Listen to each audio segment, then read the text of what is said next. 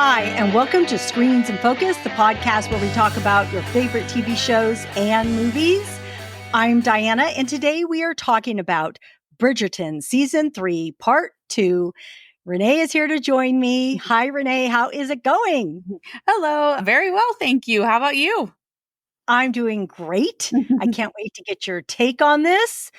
Bridgerton has ended, and what are we going to do next? So I would love the question of the day to be, what is your favorite period movie or TV series? That's a very hard one for me because that's one of my favorite genres. So I narrowed it down. So I'm going to say Downton Abbey because I really, really love that. So that was just the first one that popped into my head, and You can have a couple. That's yeah, okay. yeah. Well, and almost anything Jane Austen, of course, and and Poldark. There were all these ones that popped in my head, but I liked, Downton Abbey is just a fun period of time. I believe, it kind of spanned quite a few years, and then we got a new movie coming, so it makes it even more exciting. Do you know I haven't watched it?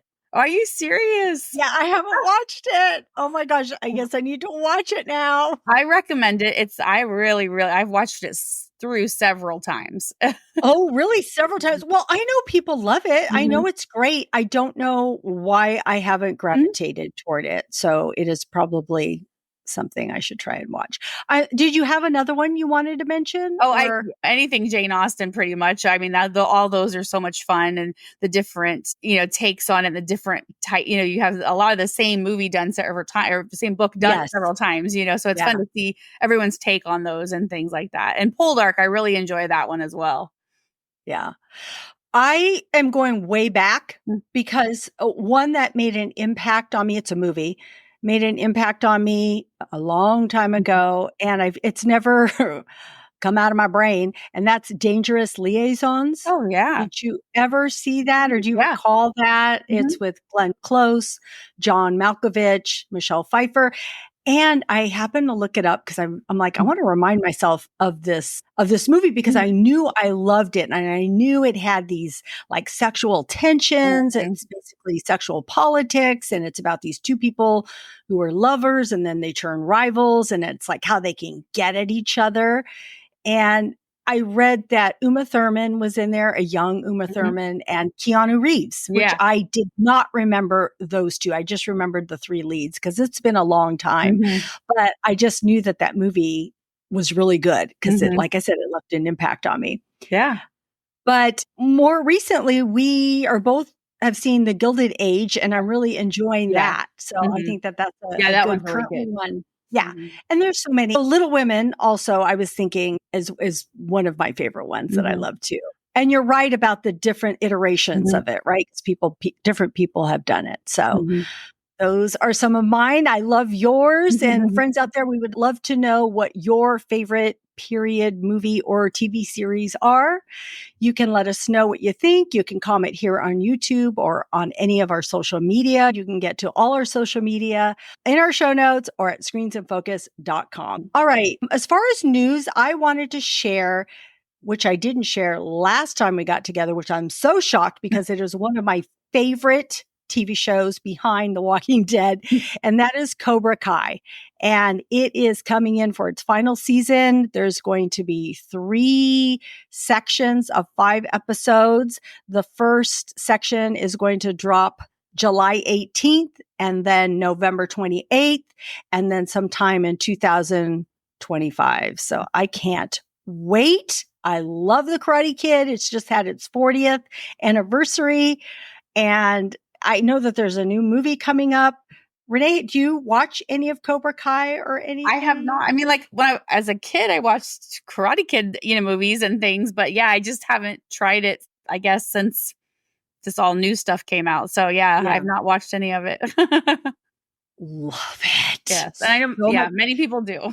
Yeah. I got my sons to watch it at the very beginning. It started off on YouTube. And I watched it there, then it turned to YouTube Red, and then it went to Netflix after that.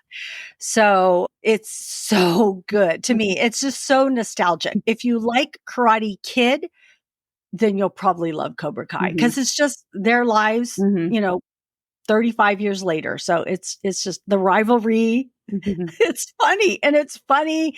The 80s music, everything. Okay. But we're here to talk about Bridgerton. So we are going to move on. Did you have any news that you wanted to share?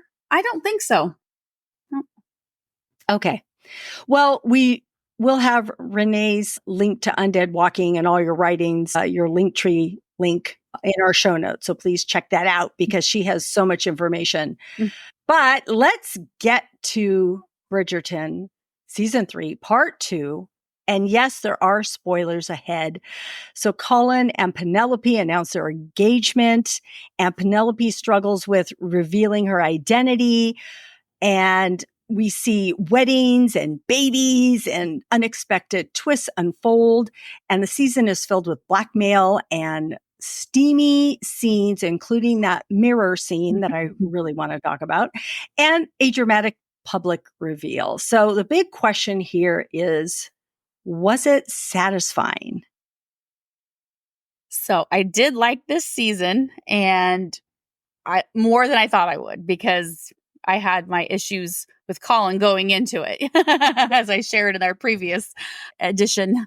But I really enjoyed Penelope from the beginning. I like her. I felt like she was, underappreciated by her family and all these things. So she was just an intriguing character. And so I just love seeing her growth in this season. I love seeing her dreams come true and all those things. And, I did feel there were some parts that were rushed, but I know those weren't the focus of this. They're putting that in there to build those characters, flesh them out.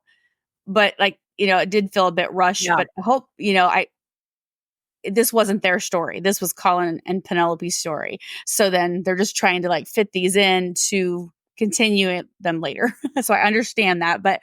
And when you have 8 episodes, you kind of have to go quickly. But overall, I was very pleased with it. I'm excited about all the buildup for what's to come. So they did a very good job with that as well, I believe. So overall, yes, it was satisfying. Yes, I am going to agree with you on that because yes, I was satisfied, especially when it came to Penelope and Colin, and especially Penelope, which we'll dig in a little bit deeper as we talk about their relationship and her character and the arcs there. But I did appreciate the stories that were introduced the first 4 episodes. But then I noticed in the second part, I wasn't as invested in them, and I wanted them to hurry up and get out of the way. I really did. I'm like, okay, get back to Colin and Penelope and what's going to happen with Cressida and Eloise. Like those 4 to me were what I wanted to see and how.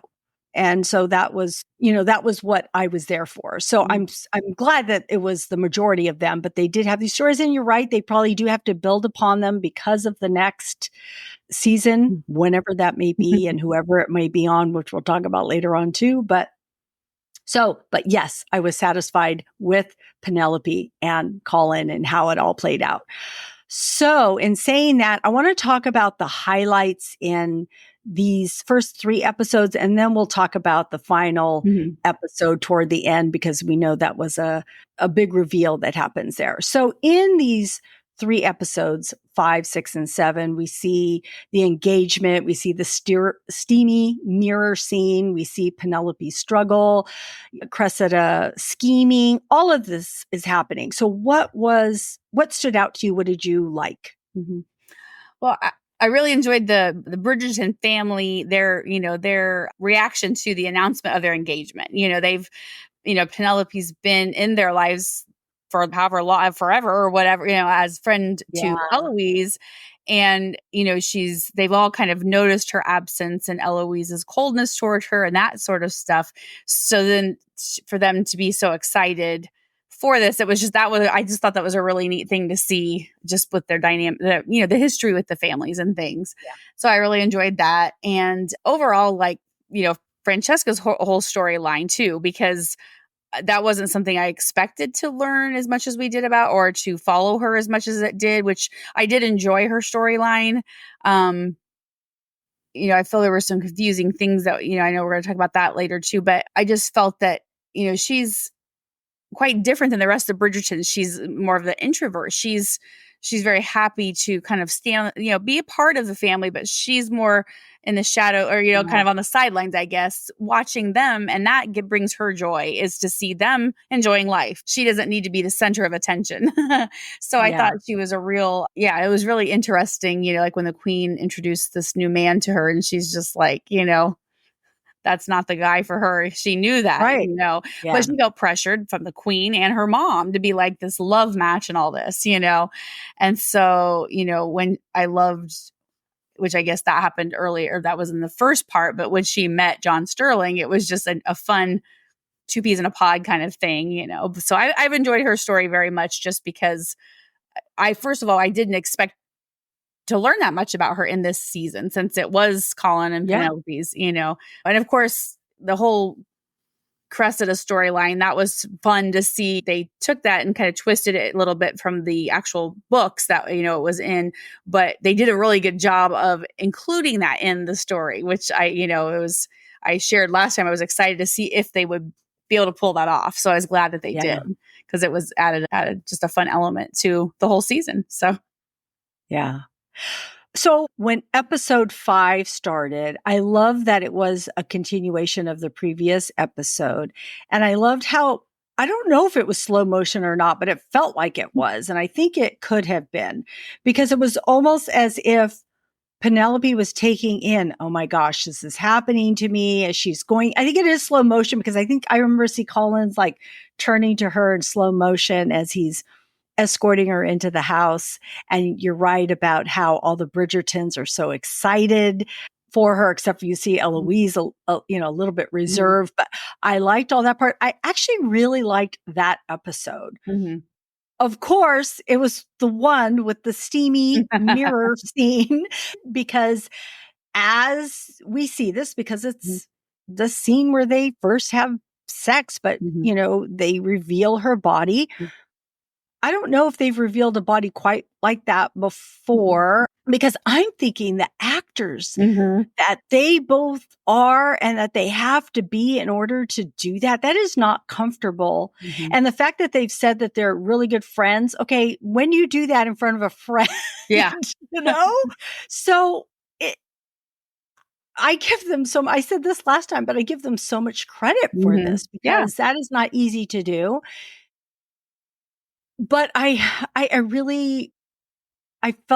felt real. Yes, it's going by really fast, right? So it's going to go boom, boom, boom, boom, boom. So yes, if you're in real life, it's going to take longer, but the way they portrayed it on screen, the best that they could, I thought it was really well done. I was feeling like I'm peeking in on something, and I have been covering my face. I'm like, oh my God, I can't believe this is happening.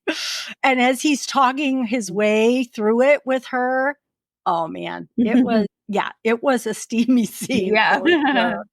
So, and just all of that, because they're happy as can be until, and each episode tends to end on some sort of revelation where you're like, oh shoot, this is happening right now. And I also really loved Penelope's storyline, which we're going to talk a little bit more about too. But I really love how it concentrated on her as a young woman and having this ability and not having a voice, and why she did it and what it means in this world of Bridgerton, and also in this world for women. So I love that they touched upon that. So in that, let's talk about the characters and the themes that we saw. We see Penelope and Colin's evolving relationship. Eloise is changing through all this and having some of her own self-discoveries. Cressida's doing a lot of scheming. And I do want to talk about Cressida, because she's going through a lot of things herself. And then there's Benedict's subplot, and also Anthony and Kate's news. So what do you think? What do you want to talk about? Well, there was a lot going on, as you've just stated. So there was a lot to follow. And I agree with you that there were some of them I was just like, okay, come on, just keep going, because I want to see Colin and Penelope, or I want to see I wanted to see some of the other stories, and some of them I just wasn't as invested in this season for whatever it just didn't strike a chord with me, I guess. And I was just more excited to see, Colin and Penelope develop. And I really hoped Eloise would forgive her, and I would, all these things. So some of the stuff I just kind of, whatever, I kind of, yeah. And, I've shared Benedict's my favorite, and I wasn't really thrilled with the path and not that it wasn't like it was bad or anything. It's just, it almost, I guess it seemed a little forced to me, like to set him apart and that kind of stuff, which is fine because he is kind of that, that's kind of how he is. He doesn't always follow the Tan's rules. He does his own thing, which is good and everything. But I feel like it was almost like kind of disjointed in this story. Like, I think if they did that on his story and explored that way, it would have been much better. And I would have been more invested in it because it was focused on him and his evolution into whatever it becomes, kind of thing. And I love how, like, of course, there's all these questions about his sexuality and all these things come up, because of everything that went on with the threesome and all that. But I loved the showrunner. She explained it I loved how she did it. She said that he is, he's more concerned with people's, like, with their energy, their spirit, and the connection he makes with them rather than their gender. And I thought that was a really good way to kind of compartmentalize him and how he just kind of does his thing, and he doesn't follow the rules and things. So I enjoyed pieces of it, kind of like how they did. I just wish it would have been maybe more isolated in his story so that I would have been more invested in it, kind of thing. I agree with you on that. Yeah. So I kind of felt, just kind of out of place. But anyway, that we'll see what happens with that. But overall, I think, there were so many things, with Anthony and Kate, that will be interesting to see how they explore their plans and everything that they're going to be doing in the next season. So again, I just feel like there's so much going on that it was a little hard to be real excited about some of these things, because I think, most people wanted to see more of, Colin and Penelope. Yeah. What was there anything about Colin and Penelope that struck you? Well, I guess most with them, I think it occurred in the final episode. I really, and I'll share, I got things to share later about that, but I just felt like it was kind of this back and forth, but I kept waiting though. I did keep waiting for him to have some kind of revelation, some kind of something. And I shared that in our previous episode about how does he have a secret? Is there something, I just felt like he was hiding something about those travels, but nothing ever came, so he didn't, but you know what I mean? It was one of those things where he just seemed very secretive every time everyone asked him about his travels. And so I was waiting for this part of the season for him to have some reveal about, I don't know. I don't even know what, but it just felt like there was something, but that didn't happen. So I kept waiting for that shoe to drop, and it didn't. So, but no, overall, I liked the focus on them because it was their story. And I think, each season it kind of gets, like the first season, we were really focused on Daphne and the Duke. It was very precise on them. And then the next season kind of opened up, more. And now this season really, I almost feel it was a little too many storylines to It is. It is. And I get what they're trying, they're trying to just build things up for the next episodes, and when these Bridgerton children will be the focus, then they'll really focus in on them. But no, I think I enjoyed Colin and Penelope's story much more than I thought I was going to. Yeah, me too. I was feeling the same way.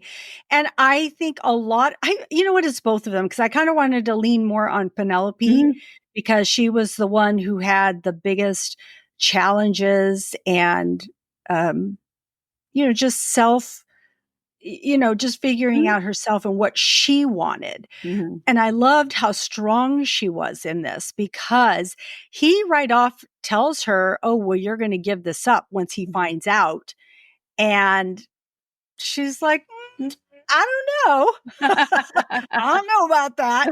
And just how she goes along, and she even goes and talks with Madame Delacroix, about, I think this is right when she's going to get her wedding dress and about how she's thinking about giving it up. And then she kind of in her own way tells her, I would hate to not see the glow in people when I make them their dress, alluding to you're not going to have that satisfaction of writing and seeing these words in print. So it makes, Penelope think about that a little bit. So I liked seeing Penelope go through all of this. Again, we're going to get to a little bit more because so much happened in the last episode. Let's just get to it. We got to hurry up and get to that episode. But we'll continue with that. But I do want to bring up Eloise, because we also see Eloise change, because in the, like in the first part, she was not happy with her, but you see her slowly come around because she begins to understand what it is that Penelope must be going through. And you're right about you want her to forgive her. You want them to be friends because they're good friends with each other. It's like, just make up. You guys deserve each other and should be each other's friends and in each other's lives. And this is good. You're going to be sister-in-law sisters. So, so I loved seeing that. And then Cressida, I did want to talk about Cressida for a second and what you thought about her, because even though she's playing sort of like the villain here, in a way you can't help but feel somewhat sorry for her. It's because she's a woman that people are just deciding her life for her. Her father is just doing with her whatever he wants. And the mother just has to go along with whatever the father says and wanting to marry her off to that older man who wants 5 children or something like that. And then when he doesn't want her because she comes out as saying she's whistled down because she wants this money, because she wants the money so that she can go live a life somewhere. She wants to take off and go with some money. Oh, and then her aunt is supposed to take her. And so there's just so much happening with Cressida. What did you have any thoughts about her life? And beginning of the season, you're just kind of fed up with her because she just keeps nagging about Penelope constantly. But it's because she's jealous. You start to piece her together and realize, she was jealous of the friendship that her and Eloise had, that Penelope and Eloise had, and so she is cutting her down and doing those sort of things just to continue, like, Eloise's disdain, whatever, she's feeling for her, to remind her of all these things that are her fault or whatever it is. And then when you get this part 2, then you realize there's a lot going on in her home that no one was aware of, about her. Yeah. Like you were saying, he threatens the mother that I'm going to take your allowance if you guys don't do these things, and that was the hold these rich men had over the women at that time, because they didn't have a voice and they didn't have, we're a little more able to do all those things, a lot more than what they were in that period, because we're not dependent on anybody. I can work myself and I can go. These ladies had no way to make an income. Right. Exactly. So you start to, I did start to feel a little, sorry for her because of her situation, but then she does the blackmail thing, which again, I understand, because she's just trying to better herself, but yet it's, you're mad at her because it's Penelope and you shouldn't be doing this, Yes, exactly. So it'll be interesting to see if we see more of her or, what happens. Well, she was in a carriage. I know we're getting ahead, but she was in a carriage. Yeah. Looked like she was being shipped off somewhere. I don't know where she was going. So it'll be, it'll be interesting to see what kind of time jump thing we get in this next season, because it's going to be 2 years before we see this next season.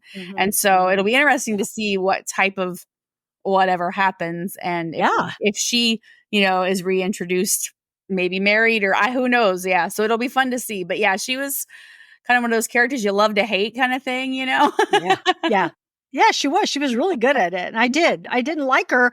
I just sympathized with her her reasoning. Like you felt, like you said, we were able to see why she was reacting, because a lot of times people are just, I like that they showed us that, right? Because people a lot of times, not all the time, but a lot of times do have actions that affect other people that aren't the greatest because they're trying to survive something that is happening to them or what they need to do. So I like that they showed us that part of her. Yeah.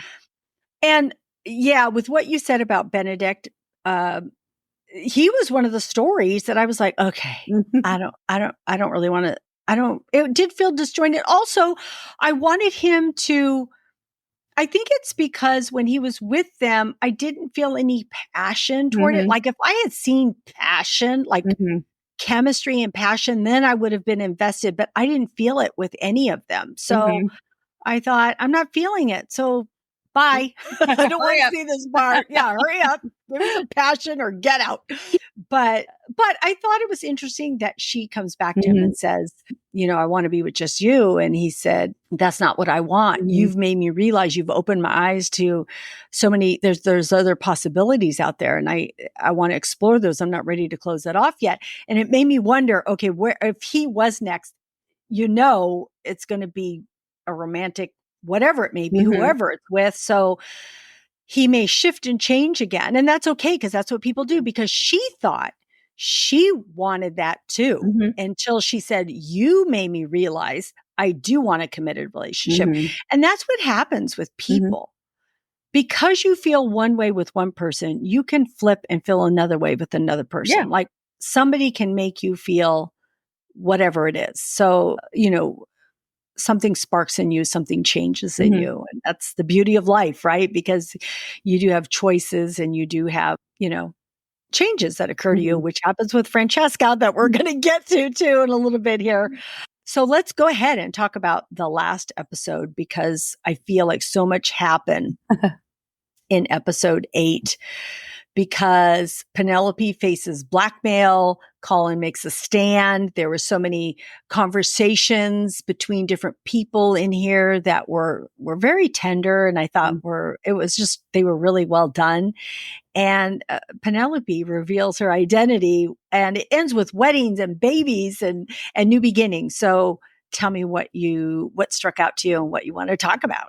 Well, I had put Cressida as my first kind of thing, but we've kind of discussed that. I said like her last ditch effort to do something, you know, so, you know, that was like, we've already discussed that part of it. And I felt like the ending did kind of rush through a little, you know, I mean, it was a great episode. It was really good, but you know, like you want to see more of some of these things just because we're invested in their stories, and it's just exciting characters and things. Not that the writers did anything wrong. It's just, I want more, you know, kind of thing. What did you want more of? What did you want more of? I guess, you know, I felt, so I love, as I mentioned, Francesca's story. I loved that because it was unexpected.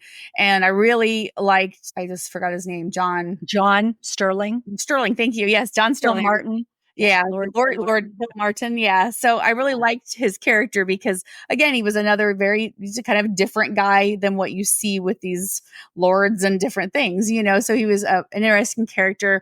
I love that they were so comfortable together that you just stand there quietly. They didn't have to do anything. They would just talk. They didn't have to do anything. So that part was like fun. But, you know, when his cousin, you know, so they announced they're going to Scotland, very exciting for that. Eloise is going to go with them. It's just so exciting, all these things.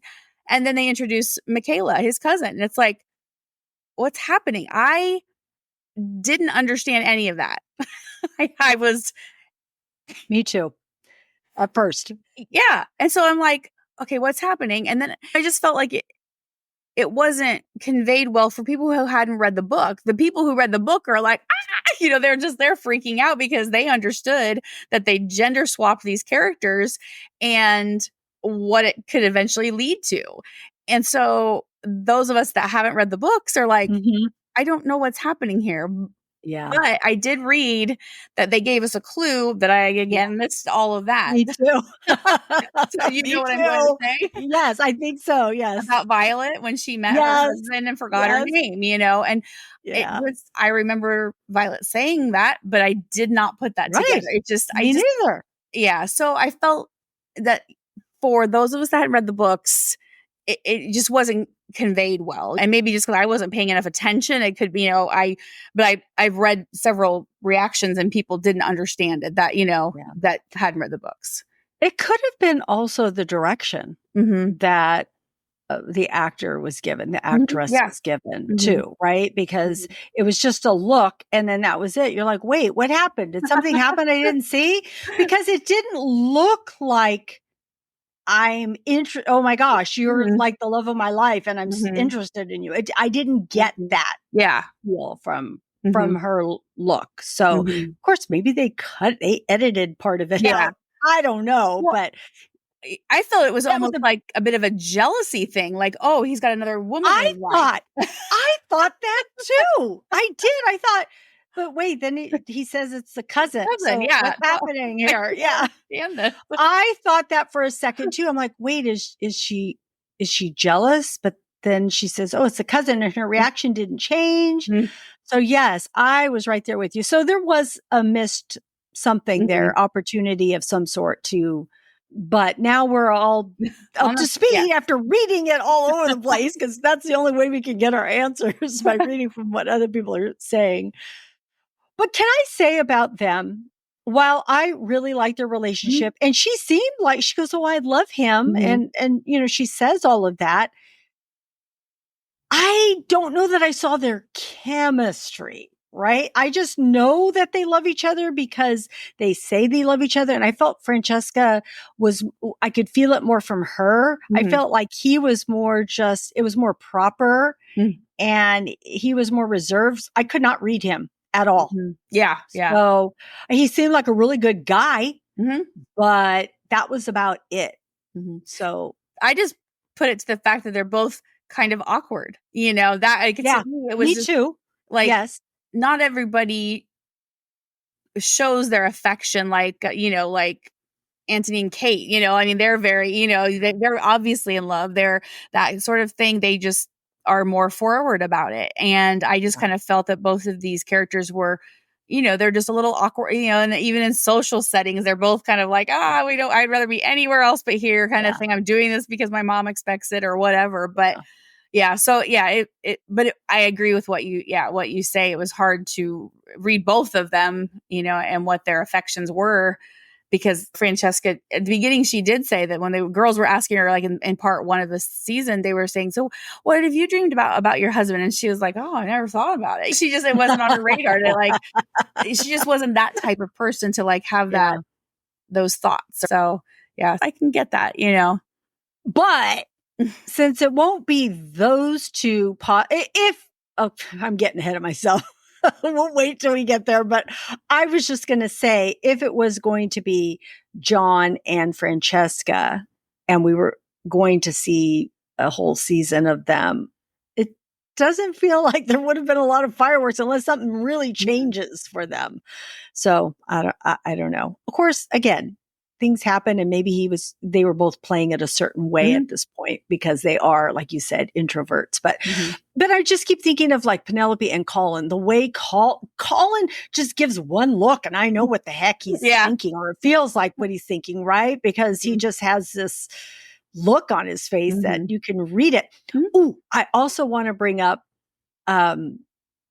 Kate and Anthony. Anthony, I thought, for being in it so minimally, he had so much emotion on his face and what he thought and what he said. Even when he talked to his brothers, he was so interested in, tell me what's happening here. Or, I just loved him. It reminded me, I'm like, oh, I want to go watch season 2 again, because I really like these two. And I love both their connections and how they sort of mentored Colin when Violet probably sends word to them like, hey, you better talk to your brother. There's something going on here. And then they both come. And I love that it's Kate giving a lot of advice about, hey, we don't have the perfect marriage either. And it's like, what? Anthony's all, what? What are you talking about? So that was the one part that I did like seeing. I liked them. Seeing them and seeing their portion. So sorry, I interrupted you. We're talking about. Oh, we're talking about the same thing. Yeah. I guess another thing that really stood out to me at the final one was the Queen's reaction to Penelope's reveal. I loved how she stood there and she had kind of figured it out. She knew it had to be within that group of people. She's trying to do her sleuthing and all this stuff. And, gives her something to do so she's not bored, because, she hates to be bored.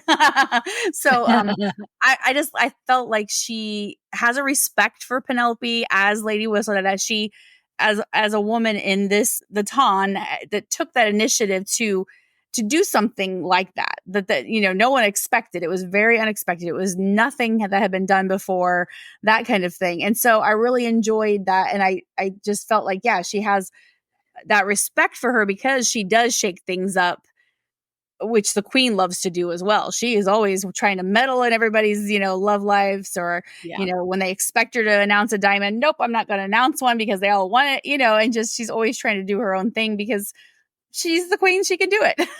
Yeah. So Yeah.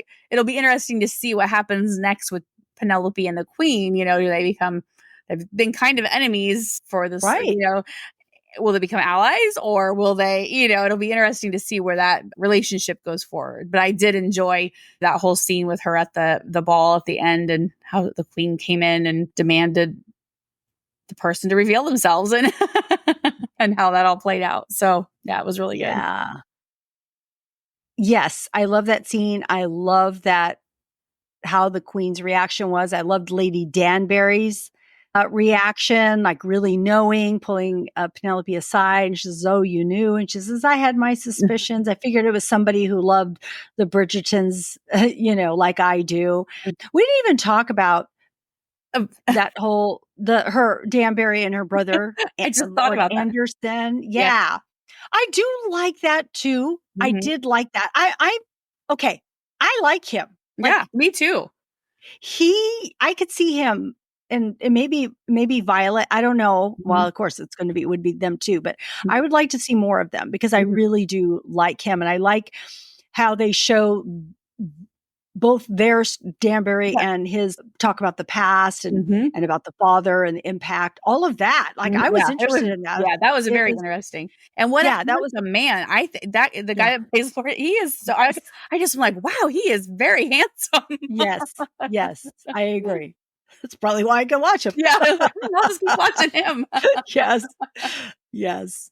So I thought that that was cool. And also seeing Lady Danbury and Violet talk at Yes. the end when she's basically asking kind of permission, like Yeah. your brother has said this, and is it okay? But then Lady Danbury talks about her dad, Mhm. because if you had seen Queen Charlotte, which you should go back and watch, it'll fill in some of the pieces of Mhm. what happens. But I just love that these two women are friends Yeah, yeah. and have each other's backs. And I love how they And like, I don't need to know everything. yeah, You know, we're friends, and I don't need to know everything. You know, that's, yes, you know, yeah, I love that. yeah, I love that. I also wanted to bring up Penelope talking with her mom Yeah. when her mom finds out about her being whistle down and not happy about it. And because I can see Mhm. everybody's reaction. Like I can see Eloise, I can see Collins, I can see the mom, I can see everybody's, because this is a person you trust and they've been hiding a secret. And then they're talking about you in this article. So I can see everybody's initial reaction Mhm. being, what the heck? Yeah. You wrote this stuff about me. But then once Penelope explains why she did it, because she felt voiceless Mhm. and she didn't have an outlet, and she understands that she was careless in how she did certain things, but how she wants to change that. And that's how she convinces Colin of that too, when they have a conversation. So I love that her and her mother had this conversation, and her mother said basically, I'm proud of you Mhm. because you did this all on your own. You were able to do it all on your own. So I Mhm. thought that was, really cool. And I love that Penelope shares her money with her sisters by Mhm. paying for the ball. Okay.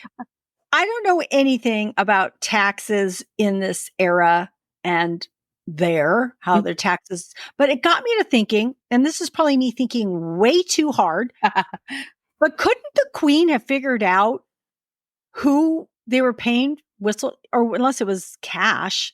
Because aren't there taxes involved in Well, money that they were doing cash transactions because Yeah. the boys would sell the little boys would run around and sell the Whistle Down publication, and then take it back to the publisher, and then the publisher would give her the money. So I'm sure it was, and that day I have no idea. I mean, there's obviously taxes because that's all, there's reason. Yeah. Anyway, they do have all that, but I suppose it was just under the table kind of thing. Yeah. Because you would think if the queen really wanted to know, she would put it into place how she was going to figure it out. Yeah.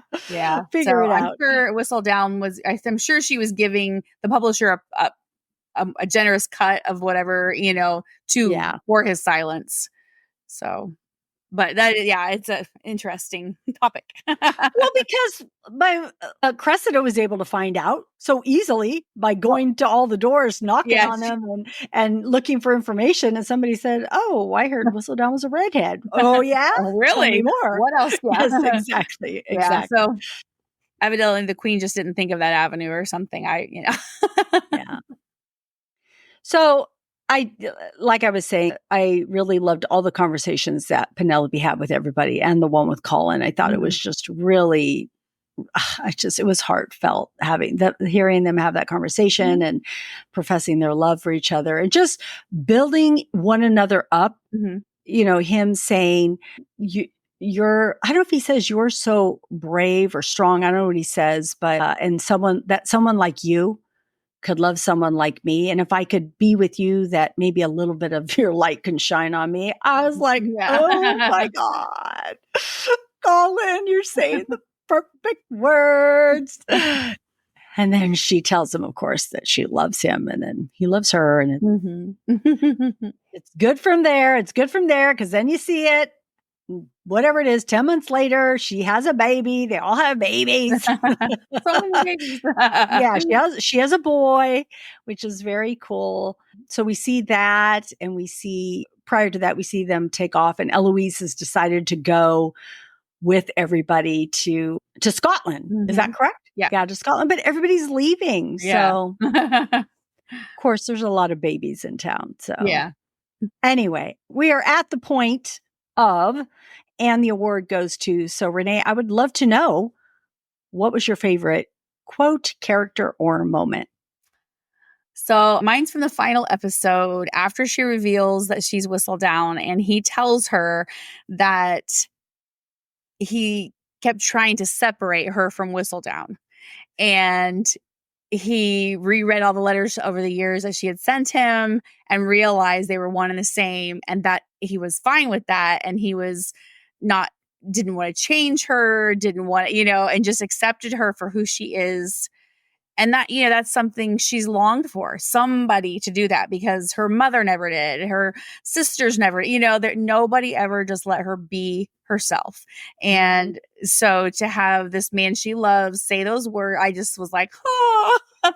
And to me, I was like, that to me is to have a man accept you exactly, with no qualms about it. Not even like, well, whatever. It's like 100% I'm in. This is what I'm doing. I'm like, to me, that's better than almost any romantic gesture I could think of, is to be so accepting, So I just, that was serious. I was just kind of like, listening. He even tells her, I'm a little bit envious of you, because he was feeling bad because he's trying to write a book. Yeah. And he doesn't know, exactly. He's all, here, you're a published writer. Well, you're trying to write a book. A very good published writer, Yes, exactly. So yes, I love that part too. That's a good moment. And I agree with you. I think that is one of my favorite moments. But another favorite moment of mine was after they got married and it's in the daylight, they're having a breakfast or whatever it is, and they dance together. And I think he says, but it's daylight or something to the effect. And she says, can't we dance? We danced in the church. I think that's what she says, something like that. But then they proceed to dance. And I love that we see a moment like no one else is there. Because I just think that gives you that mood of what's happening. And then they continue to dance. It's Taylor Swift's song. Was it You Belong to Me? Or You Belong With Me? I think it's You Belong With Me. Anyway, the music is just perfect. There was just something about that moment that I just thought was very sweet, very, I don't know. I think it was the moment that, because it was like they were by themselves and they were just with each other. They loved each other. So that part, and then the part that you just said, it's just like, oh man, those are just perfect parts. So I do think one of the sort of steamy scenes that I just want to briefly mention is the part where she's walking down the streets after being with Madame Delacroix, and they run into each other and they have some conversation, and then he takes her over to the side and they start making out. I was like, ooh, this like, oh my gosh. Yes, exactly. And then they hear somebody and he's like, be quiet. Yeah. He has to make her stop. So I'm like, So all those type of moments, I love those type of moments. They're so good. All right. Well, this was a good part 2, a good conversation, Renee. I really enjoyed it. So do you have any final thoughts? Anything else you want to bring up, or what you think season 4 might be about? So we've speculated about this, during the part 1 episode. We wondered, how there could be the whole thing about Francesca, but I have discovered since then that there's a lot more to her story. Have you read what her book is about? No. So if you don't want to know what the book's about, you should probably not keep listening. In the book, she befriends Michael. So in the book, Michaela is Michael and still cousin, but they just have this really fun connection. They're very good friends. They develop this friendship and everything. And John dies. And then they fall in love. But, she loved John, and in the book and things, she loved him and they had a wonderful relationship. But he's gone. But he's gone, unfortunately. Yeah. But she has this person in that place. And then I guess I'm not sure that they get married. I don't know what exactly all happens, but there is a whole lot more to her story. So I feel like the next season will be her story. And again, this is just my speculation. I have no inside news. This is just me talking, but I feel like it will be her. And I'm hoping that we get, some Scotland, we're there and seeing some of that, maybe the Bridgertons come to visit, or I don't know, because Eloise is there, and so it'll be interesting to see what they do with that, or how they do it, or will they skip ahead and just fill in the gaps, which I hope not. Because Eloise hints to Benedict about the masquerade ball, and so there's a lot of speculation that Benedict's love interest will be introduced in that at the ball. I've read several outlets. They're speculating that that's how his person, because we haven't met that person yet, and so they could be introduced at the ball somehow. So will it just skip forward? It's hard to know what they'll do with this, because there'll be such a gap in between this season and the next. So I think that I'm positive I read it'll be 2 years before it's out. So but it could be because maybe we're going to get filming in Scotland. Maybe they're going to go to India and visit, Kate and everything going on there, Kate and Anthony. And so anyways, that's just my thoughts. That's what I want to see, I guess. All that. I want to see all the areas and places. And I have no idea what they're going to concentrate on, but we know we have a few options, because it is Francesca and Michaela. Is that her name? Michaela? Yes. Okay. Because it's like Michael, a variation of Michael, I would assume. And then Benedict and somebody. And Eloise. Or it could be Eloise, or it could be Violet and Lord Anderson. Or it could be somebody else. I know, it's hard. Yeah. It's hard to say. Yeah. But because people can speculate all they want, and we don't know where the story is. But I'm assuming they're going to lean a little bit into some part of the books as they have. They usually do. Yeah. I mean, I know that the author has given them a lot of liberties to change things. I think there were certain things she asked to be kept this way or whatever, but for a lot of it, she's given them a lot of liberty to just kind of make a good story. Yeah. We'll have to watch all the Southern TV and movies that are out there until this comes back. And we have 2 years to wait. So, which a lot of good TV shows and movies, it's taken that long. Yeah. So, Oh man. And I just marvel at all the I costumes and know. just the The backdrops and decor, places yeah. that, yeah, I really noticed it, especially in part 2, just because I was trying to take it all in. And I thought, oh man, the attention to detail and just the music. I mean, think about all the music, them just having to play a song as people, and then the choreographed dancing. Woo, there's a lot going on. Yeah. Yeah. I just real quick one about we're talking about the decor, the backdrops is the butterflies when she's like, Yeah. the bugs, because she kept talking about the bugs. I'm like, why is she talking about bugs? I didn't realize. Oh, it's the butterflies, but it was. Oh, I thought she said the birds. No, the bugs. She says the bugs. Because even earlier when they were planning it, she goes, "Oh, we can have the bugs." Is what she, and I'm like, "What kind of bugs is she going to have?" So I thought that was hilarious when they were butterflies. Butterflies are better. Yes, I get they're bugs, but I was thinking crawling crickets. I don't know. Yeah. Yep. And I love, and we didn't talk about the very end where Miss Whistledown writes her latest article, and it starts with Julie Andrews' voice, and then it goes into Penelope's voice, and it's signed Penelope Bridgerton, which was a great way to end it. Yeah. Oh, absolutely. And I also, very good. Yeah. And I also love that the Queen says, we all need a little bit of gossip. Yeah. When it is revealed and she says, I don't know what'll happen. And she says, we all need a little bit of gossip. Yes, we do, Queen. We all do. Wow. Okay, Renee, thank you. Thank you so much. I don't know. I wouldn't be here without you. So thank you for joining me. Of course. I'm glad you asked. I always love your perspective and just everything that you have to say, because it just adds to it, makes me think. I love it. It's a lot of fun.